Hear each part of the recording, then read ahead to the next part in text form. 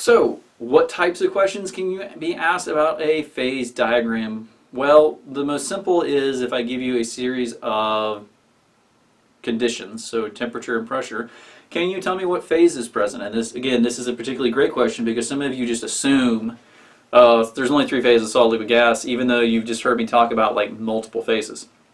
So first, can you identify the phase based off conditions? The second is that can you describe the phase changes that occur along a given direction? So in Chem 2, we focus only on two conditions, or two directions. The first is the isothermal.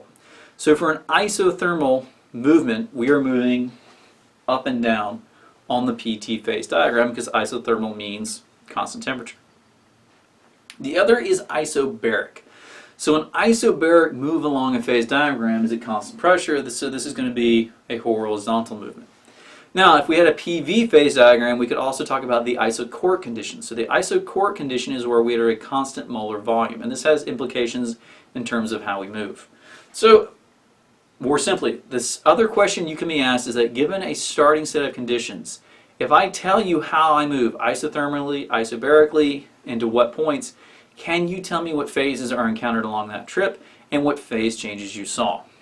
And that's honestly as hard as phase diagrams get.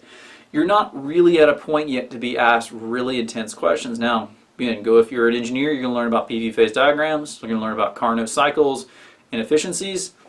That's more interesting questions in terms of phase diagrams. But for chemistry 2, generally we keep it easy. Can you identify the phases? And if we give you directions on how we're moving along the phase diagram, can you tell us what happened?